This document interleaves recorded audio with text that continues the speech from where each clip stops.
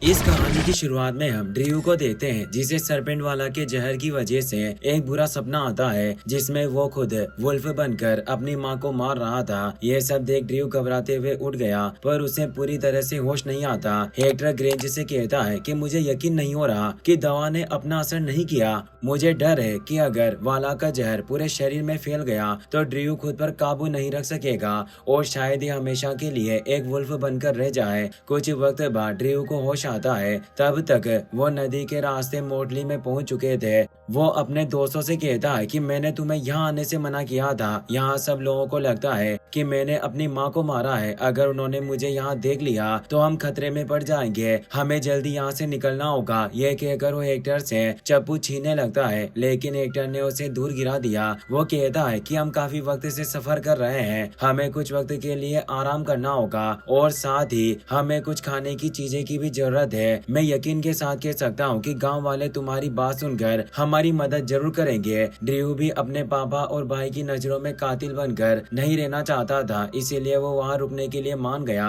गांव में उन्हें हर तरफ ड्रीव के पोस्टर लगे हुए मिलते हैं। गांव के एंट्रेंस पर एरिन के दोस्त हार्मवेल को पिंजरे में बंद करके लटकाया हुआ था।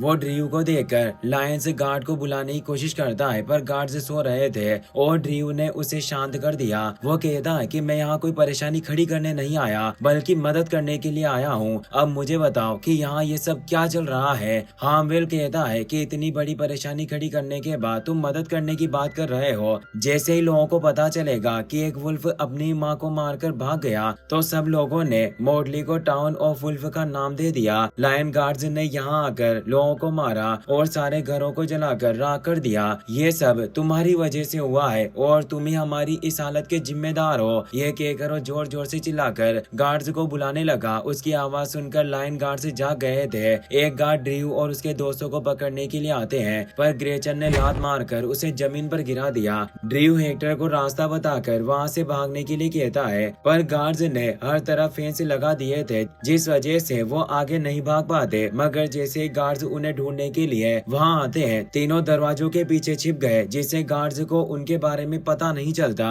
और वो दूसरी तरफ चले गए। ड्रीव हेक्टर और ग्रेचन को अपने घर लेकर जाता है पर उसका घर भी पूरी तरह से बर्बाद हो चुका था जिसे देखकर ड्रीव बहुत ही ज्यादा डर गया और वहाँ से दूर चला जाता है। पहाड़ी पर उसे अपनी माँ की कब्र मिलती है जिसे देख वो इमोशनल हो गया और उसे उनकी याद आती है। उसे पता चलता है कि जिस दिन टीली की मौत हुई वो ड्रीव को कुछ देना चाहती थी। उस चीज को ढूंढने के लिए वो दोबारा अपने घर की तरफ चला गया। वहाँ एरिन लायन गार्ड का मास्क पहनकर ग्रेचन और हेक्टर पर हमला करने की कोशिश करती है पर उसकी स्वॉर्ड एक लकड़ी में फंस गई और ग्रेचन उसे नीचे गिरा देती है। ड्रीव भी वहाँ गया। उसे देखकर एरिन दोबारा हमला नहीं करती। ड्रीव बताता है कि जिस रात हादसा हुआ मेरी माँ मुझे कुछ देना चाहती थी, शायद उस चीज की मदद से मैं इस परेशानी से बाहर निकल सकूं। ये कहते हुए वो अपने दोस्तों के साथ मिलकर घर में वो चीज ढूंढने लगा। फिर अब हम ड्यूक बर्गन को देखते हैं। वो ड्रीव को ढूंढने के लिए ब्रोगन और बेयर गार्ड्स को भेजते हैं। वेटली भी छिपकर उनके साथ जाने की कोशिश करती है पर ड्यूक बर्गन ने उसे रोक दिया। वो कहते हैं कि तुम एक लड़की हो और आगे जाकर किसी राजघराने की राजकुमारी बनोगी,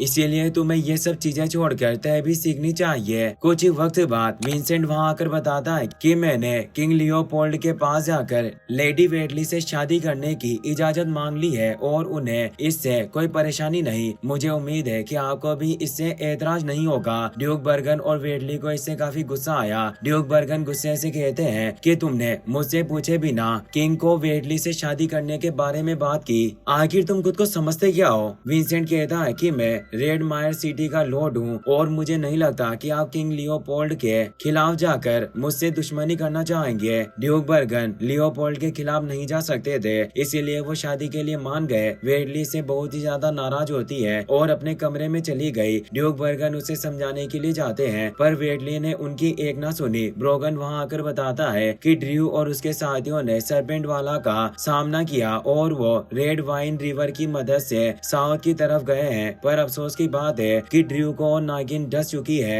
ड्यूक बर्गन कहते हैं कि मुझे जिस चीज का डर था आखिर में वही हुआ। पहले ही ड्रीव खुद की शक्तियों को काबू नहीं कर सकता और अब उस नागिन ने उसे डस लिया। मुझे डर है कि अब तक ड्रीव बेकाबू हो चुका होगा और अब वो सभी के लिए खतरा है। रात में वेटली स्टिक फाइटिंग प्रैक्टिस कर रही थी। विंसेंट वहां आकर उसे फाइट के लिए चैलेंज करता है, पर वेडली ने आसानी से हरा दिया और उसे जमीन पर गिरा देती है। विंसेंट कहता है कि अगर किंग लियोपोल्ड को पता चल गया कि तुम उस वुल्फ को ब्रेकन होम में लेकर आई हो तो मुझे डर है कि किंग तुम्हें भी सजा देंगे, इसीलिए बेहतर होगा कि मुझसे शादी कर लो, इस तरह तुम सजा से बच जाओगी। तभी ड्यूक बर्गन वहाँ आ गए। वो वेडली से कहते हैं कि हम इसी तरह किंग लियोपोल्ड से मिलने के लिए हाई क्लिफ पर जाएंगे और तुम हमें रास्ता दिखाओगी। विंसेंट पूछता है कि क्या अब आप रास्ता देखने के लिए एक लड़की की मदद लेंगे? मुझे आपसे उम्मीद नहीं थी। ड्यूक बर्गन कहते हैं कि वेडली तुम जैसे कमजोर राजकुमारों से लाख गुना बेहतर है। तुम सोच भी नहीं सकते कि वो अकेली क्या कर सकती है और इसके अलावा वो हमेशा मेरी निगरानी में रहेगी, इसीलिए कोई उसे खरोच भी नहीं पहुंचा सकता।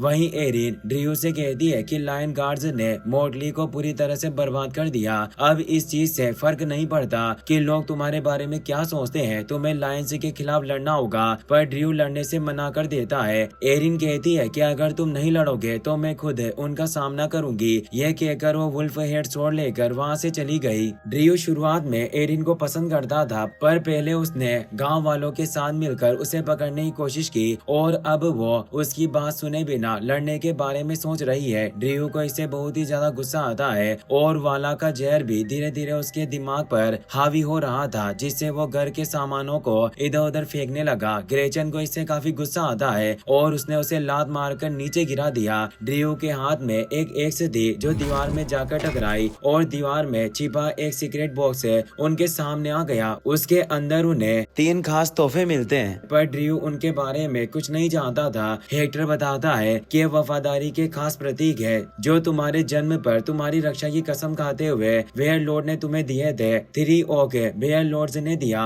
डियर लॉर्ड्स ने सिंह दिया होंगे और आखिर में मेल स्टॉर्म शिप जो खुद काउंट वेगा ने दिया है। ड्रू वेगा के बारे में पूछने लगा।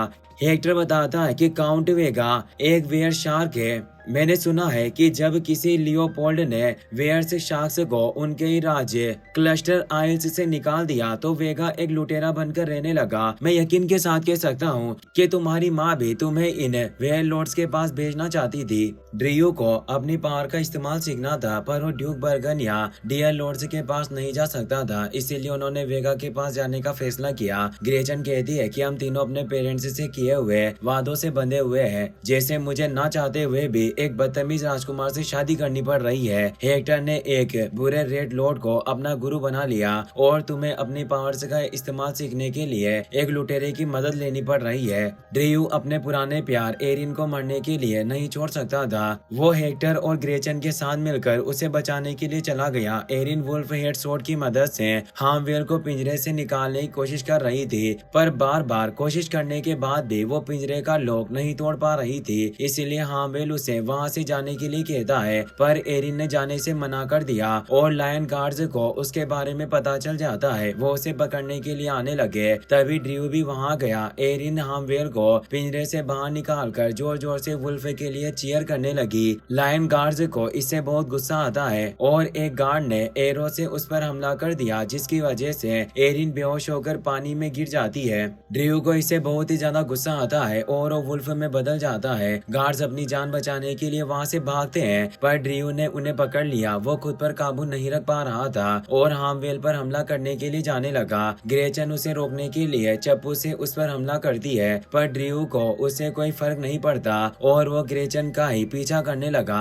वो उस पर हमला करने वाला था, तभी हेक्टर मशाल लेकर वहाँ गया। आग देखकर ड्रू पीछे हट जाता है, पर उसे बहुत ही ज्यादा गुस्सा आ रहा था और उसने अपने क्लो की मदद से मशाल को बुझा दिया। वो हेक्टर पर हमला करने लगता है, लेकिन हेक्टर ने उसके दिल पर हाथ रखकर उसे रोक दिया। वो उसे शांत करने के लिए अपनी दोस्ती की कसम देने लगता है, जिससे ड्रू के ऊपर से सरपेंट वाला के जहर का असर कम हो गया और वो इंसान में बदल जाता है। वो हेक्टर और ग्रेचन से कहता है कि मैं वादा करता हूँ कि भले कुछ भी हो जाए, चाहे मुझे अपनी जान ही क्यों ना देनी पड़े, पर आज के बाद मैं तुम दोनों को चोट नहीं पहुँचाऊंगा। पर ग्रेचन को उस पर भरोसा नहीं था। वो कहती है कि मुझे बात की कोई परवाह नहीं, तुमने अभी हमारे ऊपर हमला किया और आगे जाकर भी हमें मारने की कोशिश करोगे, इसीलिए मैं चाहकर भी तुम्हारे ऊपर भरोसा नहीं कर सकती। एरो लगने के बाद एरिन सीधा पानी में गिर गई थी और कोई उसे बचाने के लिए नहीं आया, जिसमें डूबकर उसकी डेथ हो गई। हाँ, वेल को उसकी मौत का बहुत अफसोस था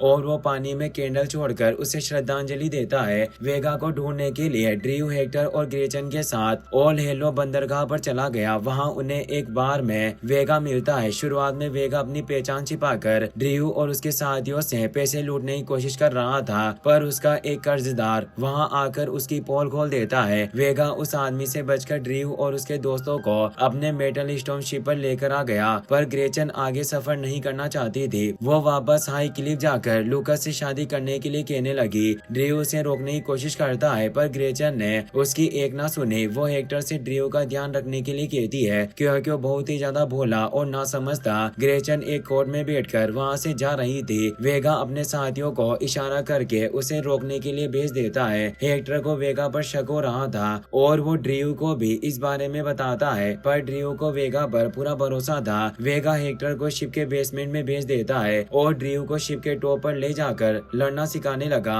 ड्रीव वुडन स्वॉर्ड की मदद से उस पर हमला करता है, पर वेगा उसके सारे हमलों से बच गया। वो अपने स्वॉर्ड भी छोड़ देता है। ड्रीव उसकी तरह पिलर्स पर चल नहीं पा रहा था। वेगा उसे ध्यान लगाकर लड़ने के लिए कहने लगा। ड्रीव को काफी गुस्सा आ रहा था और वो तेजी से उस पर हमला करने के लिए जाता है, पर अफसोस वेगा ने उसे हरा दिया। ड्रीव वेगा की टोली में शामिल होना चाहता था, पर वेगा ने उसे मना कर दिया। वो कहता है कि तुम्हारी जिंदगी समुद्र से दूर लीसिया में है, पर याद रखना लीसिया एक बहुत ही ज्यादा खतरनाक जगह है, इसीलिए कभी भी किसी पर भी ट्रस्ट मत करना। ड्यूक बर्गन वेडली को लेकर हाई क्लिफ में चले जाते हैं। वो वेडली से कहते हैं कि इस वक्त हम लियोपोल्ड के इलाके में हैं, इसीलिए भूलकर भी कोई गलती मत करना, वरना हम दोनों की जान खतरे में पड़ जाएगी। दोनों लियोपोल्ड के पास जाकर उसे सम्मान देते हैं। लूकस लियोपोल्ड से कहता है कि क्यों ना हम वेडली की शादी विंसेंट से करवा दें। ग्रेचन इसकी बहन है और इस तरह हम ड्यूक भी रंग के दूर के रिश्तेदार बन जाएंगे। लियोपोल्ड को यह आइडिया अच्छा लगता है और वो इसके लिए मान गया। लूकस वेडली को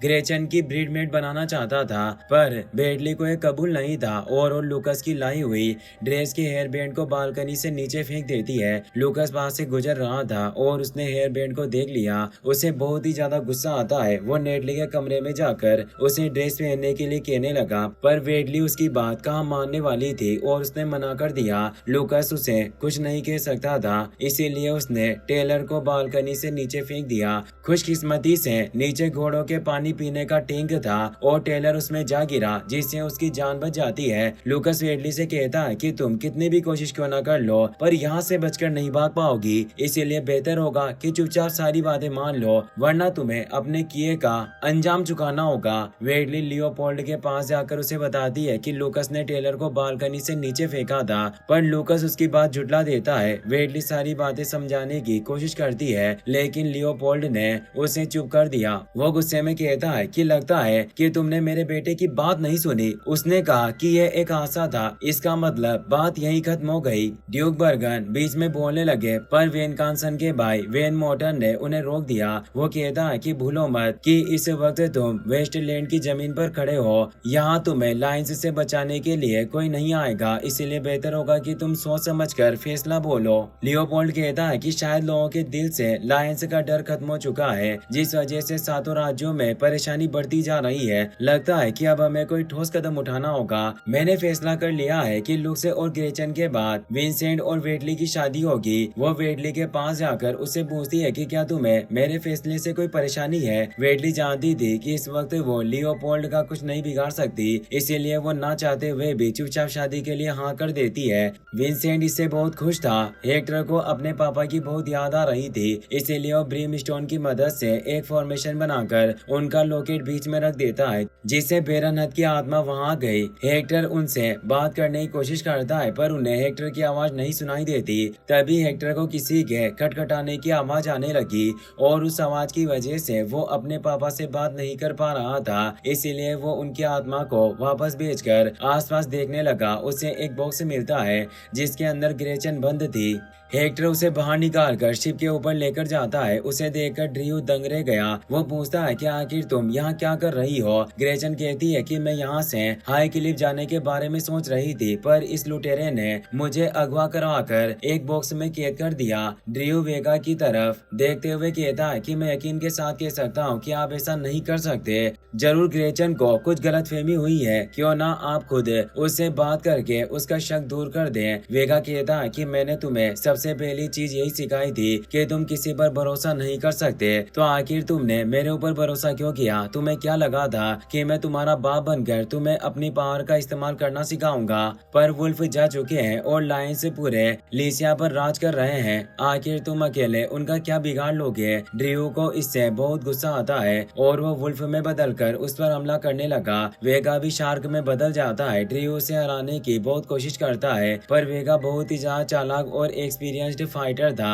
वो आसानी से ड्रीव को नीचे गिरा देता है, जिससे वो अपने इंसान रूप में आ गया। वेगा उसके ऊपर कूदकर उसे शिप के बेसमेंट में गिरा देता है। ड्रीव कहता है कि हेक्टर सही कह रहा था, मुझे तुम्हारे ऊपर भरोसा नहीं करना चाहिए। तुम एक लुटेरे हो और आखिर में तुम्हारी फितरत सामने आ ही गई। वेगा कहता है कि तुम मुझसे सीखने के लिए आए थे, तो मैंने तुम्हें सिखाया कि दुनिया में जो चाहे वो नहीं मिलता। खैर, अगर अब तुमने मुझसे लड़ने की कोशिश की तो तुम्हें हराने के बाद में तुम्हारे दोस्तों को बीच समुद्र में फेंक दूंगा और उसके बाद वो जिंदा नहीं बच सकेंगे। इसीलिए बेहतर होगा कि तुम लड़ने के बजाय शांति से खुद को किंग लियोपोल्ड के हवाले कर दो। इससे तुम्हारे दोस्तों की जान बच जाएगी। ड्रीव जानता था कि वो वेगा को नहीं हरा सकता और वो नहीं चाहता था कि उसकी वजह से हेक्टर और ग्रेचन की जान खतरे में पड़े। इसीलिए वो खुद को लियोपोल्ड के हवाले करने के लिए मान गया। वेगा अपनी मेल स्टॉर्म शिप को सीधा हाई क्लिफ के पास लेकर आ गया। वो ड्रीव और उसके साथियों को हथकड़ी पहना देता है ताकि वो कोई परेशानी खड़ी न करे। वेटली को पता चल गया था कि ड्रीव को कैद किया जाने वाला था और वो उसे बचाने के बारे में सोचने लगी। ड्यूक बर्गन उसे समझाने की कोशिश कर रहे थे, पर वेडली उसकी बात नहीं सुनती। डियर लॉर्ड्स मैनफ्रेड और मिकेल वहां आ गए। मैनफ्रेड वेडली से कहता है कि तुम्हें अपने पापा की बात माननी चाहिए। उन्होंने ऐसी बहुत सारी परेशानियों की घड़ी में हमें बाहर निकाला है। तभी लियोपोल्ड का काफिला उनके पास से गुजरता है। लायन गार्ड्स उन्हें काट के नीचे कुचलने वाले थे, पर वक्त रहते सब साइड में हट गए। मिकेल को इससे बहुत गुस्सा आता है और वो उनके पीछे चला गया। लियोपोल्ड वेगा को पैसे देकर ग्रेचन और हेक्टर को छुड़ा लेता है। हेक्टर ड्रीव के गले लगकर हमेशा उसका साथ देने के लिए कहने लगा। ड्रीव से कहता है कि अब तुम कोई बेवकूफी नहीं कर सकते। अगर तुम जिम्मेदार नहीं बने तो आखिर ग्रेचन का ध्यान कौन रखेगा। बेहतर होगा कि अब तुम वेन कांसन के पास चले जाओ, वरना वो तुम्हें बाद में परेशान करेगा। उसकी बात मानकर हेक्टर वेन कांसन के पास चला जाता है और ग्रेचन भी लूकस के पास चली गई। वेगा लियोपोल्ड से कहता है कि ड्रीव तुम्हारे लिए एक बहुत बड़ा खतरा है और मैंने इसे पकड़कर तुम्हारा सारा काम आसान कर दिया, तो क्यों ना अब तुम मुझे अपना राज्य क्लस्टर आइल्स वापस दे दो। लेकिन लियोपोल्ड ने मना कर दिया और गार्ड्स ने वेगा को घेर लिया। लियोपोल्ड कहता है कि क्या तुम्हें सच में ऐसा लगता है कि इस बच्चे को मेरे पास लाने पर मैं क्लस्टर आइल से तुम्हारे हवाले कर दूंगा? तो तुम गलत हो। जब तक तुम अपनी वफादारी साबित नहीं कर देते, मैं तुम्हें क्लस्टर आइल्स पर कदम भी नहीं रखने दूंगा। ये कहकर उसने वेगा को नीचे गिरा दिया। लियोपोल्ड ड्रीव को पकड़कर कहता है कि तुम लायंस के राज को खत्म करने के बारे में सोच रहे थे, तो कल लूकस की शादी से पहले पूरे लीसिया के सामने तुम्हें मौत के घाट उतारा जाएगा, ताकि कोई दोबारा लायंस के खिलाफ जाने की गुस्ताखी ना करे। ड्रीव को कार्ड में बिठाकर वहाँ से ले जाया जाता है। वेगा को बहुत ही ज्यादा गुस्सा आ रहा था और वो लियोपोल्ड के लिए हुए पैसे भी नहीं लेता, क्योंकि पहले उसे लग रहा था कि वो ड्रीव के बदले लियोपोल्ड से अपना राज्य ले लेगा, पर लियोपोल्ड ने उसे ही धोखा दे दिया। मिकेल ड्रीव को लियोपोल्ड की केस से भगाना चाहता था, इसीलिए उसने एक कार्ड की मदद से रास्ता बंद कर दिया। वो डियर गार्ड्स के साथ मिलकर ड्रीव को कार्ड से निकालने की कोशिश करता है, पर लूकस ने उन्हें देख लिया था, इसीलिए मिकेल को मजबूरन गार्ड्स से हमला करवाना पड़ा। वो ड्रीव को कार्ड से निकाल नहीं पाता और अचानक कार्ड सीढ़ियों से नीचे जाने लगा। ड्रीव कार्ड के साथ पानी में गिरने लगता है, पर वेडली ने व्हील में स्टिक फंसाकर कार्ड को पलट दिया। वो ड्रीव को कार्ड से बाहर निकालकर उसकी हथकड़ी खोल देती है और मिकेल उसे वहां से लेकर वहां से जाने लगा। लूकस लाइन गार्ड्स के साथ आकर वेडली को पकड़ लेता है। ड्रीव उसे खतरे में नहीं डालना चाहता था, इसीलिए उसने लूकस के सामने जाकर आत्मसमर्पण कर दिया। ग्रेचन के समझाने के बाद भी लूकस लूकास उस पर हमला करने के बारे में सोच रहा था, पर लियोपोल्ड ने उसके सिर पर टपली मारकर उसे रोक दिया। ड्रीव को जेल में बंद कर दिया जाता है और मिकेल भी कैद में था क्योंकि उसने ड्रीव को भगाने की साजिश रची। वेडली भी ड्रीव की मदद कर रही थी, इसीलिए लियोपोल्ड उसे क्वीन एमिली का ध्यान रखने की सजा देता है। जैसे ही वेडली एमिली के पास जाती है, उसके हाथ से चाय का कप नीचे गिर गया। वेडली उसे दूसरा कर देती है, पर उसने वो भी नीचे गिरा दिया। वेडली से काफी हैरान थी। वो कहती है कि क्या आप जानती है कि महाराजा आपके बेटे ड्रीव के साथ क्या करने वाले हैं? कल लूकास की शादी से पहले उसे सब लोगों के सामने मार दिया जाएगा। दरअसल एमिली पुराने किंग वारगार की पत्नी थी और उसने ही ड्रीव को जन्म दिया, पर एमिली उसकी किसी बात का जवाब नहीं देती। जब वेडली उसे करीब से देखती है तो उसे पता चलता है कि एमिली को हिप्नोटाइज किया गया है, जिस वजह से वो हमेशा सिर्फ उसी कुर्सी पर बैठकर कुछ बड़बड़ाती रहती है। वेडली का मानना था कि अगर वो क्वीन एमिली को होश में लेकर आ जाए तो ड्रीव की मौत को रुका सकती है, और हेक्टर को वहां लेकर आ गई। हेक्टर को पता चल गया कि वेन कांसन ने चाय में कुछ मिलाकर उसे हिप्नोटाइज किया है और उसे ठीक करने का तरीका ढूंढने लगा।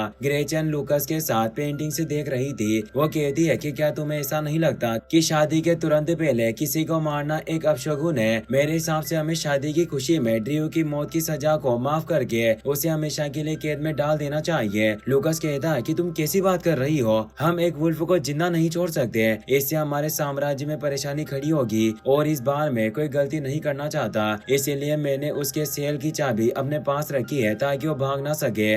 ग्रेचन लूकास का ध्यान भटकाकर उसकी जेब से सेल की चाबी निकाल लेती है। वो ड्रीव के पास जाकर उसे चाबी दे देती है ताकि वो रात को जेल से भाग सके, पर ड्रीव ने भागने से मना कर दिया। वो कहता है कि अगर लूकास को पता चल गया कि तुम मेरी मदद कर रही हो तो तुम्हें जिंदा नहीं छोड़ेगा। आखिर तुम मेरे लिए अपनी जान खतरे में क्यों डाल रही हो? तुम अपने सपनों के राजकुमार से शादी करके मजे से क्यों नहीं रहती? ये सब बातें सुनकर ग्रेचन रोने लगी क्योंकि उसे ड्रीव पसंद आने लगा था और वो उसे मरता नहीं देख सकती, पर ड्रीव के मना करने के बावजूद उसके पास कोई रास्ता नहीं था, इसीलिए वहाँ से चली गई। कुछ वक्त बाद ड्यूक बर्गन वहाँ आकर ड्रीव से कहते हैं कि तुम्हें फिक्र करने की जरूरत नहीं, जब तक मैं जिंदा हूँ मैं तुम्हें कुछ नहीं होने दूंगा और मैं जल्दी यहाँ से बाहर निकलने का रास्ता भी ढूंढ लूंगा, तुम बस सब्र रखो। ड्रीव कहता है कि अब आपको कुछ करने की जरूरत नहीं, मैं नहीं चाहता हूँ कि मेरी वजह से लोगों की जान खतरे में पड़े। मैं बस ये चाहता हूँ कि अगर कभी आप मेरे पापा मैक फेरेन से मिले तो उन्हें बता देना कि मैंने अपनी माँ को नहीं मारा।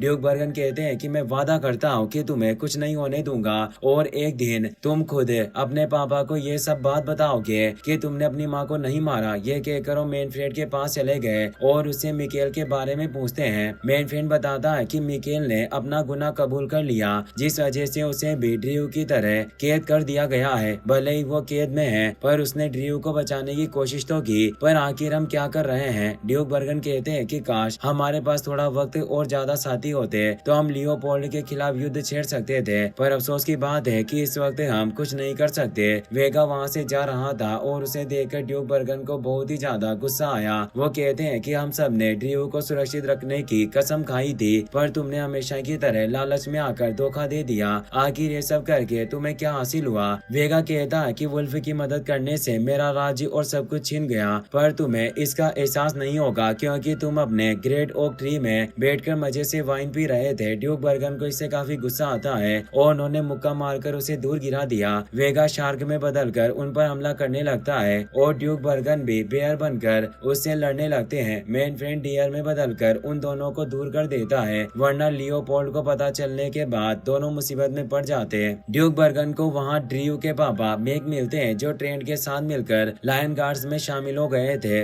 मैक बर्गन से कुछ नहीं कहते और ट्रेंड को लेकर सीधा ड्रीव के सेल में चले गए। दोनों के हाथ में स्वॉर्ड देख ड्रीव काफी डर गया। ट्रेंड कहता है कि आखिर अब आप किस चीज का इंतजार कर रहे हैं? ये कमीना माँ को मारकर भाग गया और इसी की वजह से पूरा मोटली बर्बाद हुआ। ड्रीव कहता है कि भले ही आपको मैं झूठा लगूंगा, पर मैंने माँ को नहीं मारा। उन पर जिसने हमला किया था वो एक रेड लॉर्ड था। मैंने माँ को बचाने की कोशिश की, पर अफसोस कि मैं कमजोर था और उन्हें नहीं बचा सका। मगर वो रेड लॉर्ड और माँ एक दूसरे को जानते थे। मैं यकीन के साथ कह सकता हूँ कि ये सारी साजिश लियोपोल्ड की थी। उस रात से लेकर आज तक मैं भाग ही रहा था ताकि मैं खुद को पहचान कर अपनी निर्दोषी साबित कर सकूं। सारी बातें सुनकर मेरे को उस पर भरोसा होने लगा, पर ट्रेंड को अपनी माँ की मौत को लेकर गुस्सा भरा हुआ था और वो उस पर हमला कर देता है, पर ड्रीव ने अपनी हथकड़ी का इस्तेमाल करके उसे नीचे गिरा दिया। मैं गुस्से में आकर उसे पकड़ लेते हैं, पर आखिर वो अपने ही बेटे को कैसे मार सकते थे, इसीलिए उन्होंने उस पर हमला नहीं किया। ट्रेंट को इससे काफी गुस्सा आता है और वो कहने लगा कि क्या आप इसे ऐसे ही छोड़ देंगे जबकि इसकी वजह से इतने लोगों का घर उजड़ा। ड्रियो मैग की आंखों में आंखें डालकर कहता है कि लोग चाहे कुछ भी कहे, मुझे उनसे फर्क नहीं पड़ता, पर मैं हमेशा आपको ही अपने पापा मानता था और मैं कसम खाकर कह रहा हूँ कि मैंने माँ को नहीं मारा। मैग चाहकर भी उसे नहीं मार सके। वो ट्रेंट से कहते हैं कि वैसे भी कल इसे सब लोगों के सामने मारा जाने वाला है, तो आखिर हम इसे मारकर अपने हाथ गंदे क्यों करें। सब लोगों के सामने मरने पर इसे अपनी गलती की असली सजा मिलेगी। ये कहकर वो ट्रेंट को लेकर वहाँ से चले जाते हैं। एमिली को ठीक करने के लिए हेक्टर को दवा की जरूरत थी, इसीलिए वो वेन कांसन की लैब में चला जाता है और वहाँ जाकर दवा बनाने लगा। अचानक वेन कांसन वहाँ गया, उसे दवाई की खुशबू आ रही थी, इसीलिए वो लालटेन लेकर आसपास देखने लगा, पर हेक्टर छिप गया था और वेन कांसन को उसके बारे में पता नहीं चलता। हेक्टर मौका देखकर लैब से निकलकर वेटली के पास आ जाता है और उसने एमिली को दवाई पिलाई। वेटली पूछती है कि आखिर ये दवा कितने वक्त में काम करेगी। हेक्टर बताता है कि मैंने पहली बार किसी को हिप्नोटाइज से निकालने की दवा बनाई है और जाहिर सी बात है कि इसमें कुछ कमियां होगी, इसीलिए दवा को काम करने में थोड़ा वक्त लगेगा। वेटली कहती है कि हमारे पास वक्त ही नहीं है। अगर क्वीन एमिली को होश नहीं आया तो मुझे डर है कि आज ड्रू को मरने से कोई नहीं बचा पाएगा, इसीलिए तुम्हें कुछ भी करके इन्हें होश में लाना होगा। शादी की सारी तैयारियां हो चुकी थी, पर उससे पहले ड्रू को सबके सामने मौत की सजा दी जाएगी, जिसे देखने के लिए सब लोग ग्राउंड में आ जाते हैं। एमिली भी लियोपोल्ड के पास आकर बैठ गई थी, पर अभी तक वो वशीकरण से बाहर नहीं निकल पाती। ड्रू को भी जेल से निकालकर एक टावर पर ले जाकर खड़ा कर दिया। लोग उसे मरता हुआ नहीं देखना चाहते थे, पर लायन गार्ड से जबरदस्ती लोदो को डराकर ड्रू को उसे गद्दार कहलाकर उसके खिलाफ नारे लगवाते हैं। इससे लूकस और लियोपोल्ड काफी खुश थे। लियोपोल्ड नहीं चाहता था कि इस बार वुल्फ का सफाया करने में कोई गलती हो, इसीलिए उसने ड्रू को भी मरवाने के लिए चांदी को पिघलाया। सब जानते थे कि चांदी वेयरलॉर्ड के लिए सबसे ज्यादा खतरनाक है और अगर ड्रू को खोलती चांदी में डाला गया तो वो जिंदा नहीं बच सकेगा। ड्यूक बर्गन को इससे काफी गुस्सा आ रहा था, पर अफसोस कि वो चाहकर भी कुछ ना कर सके। जल्लाद लियोपोल्ड से कहता है कि क्यों ना आप अपने हाथों से इस आखिरी वुल्फ को मारकर अपने साम्राज्य की शक्ति को कायम करें। लियोपोल्ड भी इसके लिए मान गया। वो लीवर खींचकर ड्रू को खोलती हुई चांदी के ऊपर पहुंचा देता है। वो दूसरा लीवर खींचकर उसे खोलती हुई चांदी में गिराने वाला था, लेकिन तभी जल्लाद ने उसकी पीठ पर सोट रखकर उसे रोक दिया। जल्लाद और कोई नहीं बल्कि मैं खुद थे। उसी वक्त एमिली भी वशीकरण से बाहर निकल जाती है और ड्रू को लिसिया का असली साहस कहकर बुलाने लगी। उसे देखकर सब लोग वुल्फ के लिए चीयर करने लगते हैं, यहाँ तक कि ग्रेचन भी उसके साथ चीयर करती है। लूकस को इससे काफी गुस्सा आता है और उसे रोकने की कोशिश करने लगा, पर ग्रेचन ने उसकी एक न सुनी और एमिली के साथ मिलकर चीयर करने लगती है। लियोपोल्ड ड्रू को चांदी में गिराने वाला था, पर ड्रू अपनी हथकड़ी का इस्तेमाल करके गिरने से बच गया। मैग उसे ऊपर खींचकर उसकी हथकड़ी तोड़ देते हैं। लियोपोल्ड ने वेन कांसन से एमिली को मारने के लिए कह दिया। उससे बचने के लिए वो वहाँ से भागने लगी। लियोपोल्ड लाइन में बदलकर मैग को मारने के लिए आता है, पर ड्रू वुल्फ बनकर उसके सामने आ गया। ड्यूक बर्गन और मैनफ्रेड भी वहाँ जाते हैं, इसीलिए लियोपोल्ड ड्रू को छोड़कर उन दोनों से लड़ने लगा। लूकस ग्रेचन को जबरदस्ती अपने साथ ले जाने की कोशिश कर रहा था, पर हेक्टर ने धक्का मारकर उसे दूर गिरा दिया। गुस्से में आकर लूकस एक चाकू की मदद से हेक्टर को घायल कर देता है। वेडली को इससे काफी गुस्सा आया और वो उस पर हमला करके उसे दूर गिरा देती है। लूकस धोखे से उस पर स्वॉर्ड से हमला करने वाला था, पर ग्रेचन ने उसे दूर जा गिराया। वेन कांसन एमिली को मारने की कोशिश कर रहा था, पर ड्रू ने उसे नीचे गिरा दिया। वो कहता है कि तुमने ही मेरी माँ को मारा, पर अब मैं ऐसा नहीं होने दूंगा और तुम मारे जाओगे। वेन कांसन कहता है कि टीली को मारने वाला मैं नहीं बल्कि मेरा भाई था। तभी वेन मोर्टन रेड लॉर्ड में बदल जाता है। उसे देखकर ड्रू बहुत ही ज्यादा डर गया और उसे अपनी माँ की मौत वाली रात याद आती है, जिसकी वजह से वो अपने आप इंसानी रूप में आ गया। एमिली उसे कहती है कि मुझे माफ कर देना कि मैंने इतनी छोटी उम्र में तुम्हें खुद से दूर कर दिया, पर तुम्हारी जान बचाने के लिए मेरे पास कोई रास्ता नहीं था। टीली बहुत ही बहादुर थी, इसीलिए मैंने तुम्हें उसके पास छोड़ दिया। मुझे अफसोस है कि वो मारी गई। मैग वेन मोर्टन पर हमला करके एमिली को छुड़ा लेता है। उसी वक्त ब्रोगन बेयर गार्ड्स को लेकर वहां गया। वेन मोर्टन इससे काफी घबरा गया था और मैग पर हमला करके वहाँ से भाग जाता है। लियोपोल्ड को भी समझ में आ गया था कि वो अकेले ड्यूक बर्गन और मैनफ्रेड का सामना नहीं कर सकता, इसीलिए वो भागकर अपने महल में चला गया और उसने गार्ड्स को दरवाजे बंद करने का आदेश भी दे दिया। वो ट्रेंट को एक रिंग देकर साउथ की तरफ भेज देता है। लूकास भी अपनी जान बचाने के लिए वहाँ से भाग गया। वेन मॉर्टन के हमले की वजह से मे की हालत बहुत ही ज्यादा खराब हो गई थी और वो ड्रू के हाथों में दम तोड़ देते हैं। ड्रू को इससे बहुत ही ज्यादा गुस्सा आया। हेक्टर उसे शांत करने की कोशिश करता है, लेकिन ड्रू ने उसकी एक ना सुनी और महल के दरवाजे बंद होने से पहले वुल्फ में बदलकर अंदर चला गया। वो लियोपोल्ड पर हमला करने के लिए जा रहा था, पर वेन मॉर्टन ने उस पर हमला करके उसे दूर गिरा दिया। ड्रू को उससे डर लगता था और वो अपनी जान बचाने के लिए वहाँ से भागने लगा, पर आगे रास्ता बंद था और वेन मॉर्टन उसे पकड़ लेता है। वेगा भी वहाँ आ चुका था और वेन मॉर्टन के पास वाइन की बोतल फोड़कर उसे रोकने की कोशिश करने लगा, पर वेन मॉर्टन को इससे कोई फर्क नहीं पड़ता और वो ड्रू को मारने लगता है। ड्रू हेक्टर की बात याद करके अपने इंसानी रूप में आ गया, जिससे वो वेन मॉर्टन के हाथों से छूट जाता है और आसानी से रेलिंग के अंदर चला गया। वेन मॉर्टन उसे पकड़ने की कोशिश करता है, पर ड्रू ने लात मारकर उसे दूर कर दिया, जिससे वो एक मशाल से जा टकराया। वाइन की वजह से उसके पूरे शरीर पर आग लग जाती है और नीचे जा गिरा, पर इससे उसकी मौत नहीं होती और वो वहाँ से भाग गया। लियोपोल्ड लायन गार्ड्स को ड्रू और मेगा के पीछे भेज देता है। उनसे बचने के लिए दोनों महल की चोटी से सीधा समुद्र में कूद जाते हैं। इतनी ऊंचाई से कूदने की वजह से ड्रू बेहोश हो गया। वेगा शार्क में बदलकर उसे मेल स्टॉर्म शिप पर लेकर गया। जब ड्रू को होश आता है तो वहाँ उसके दोस्तों के साथ ड्यूक बर्गन और एमिली भी मौजूद थी।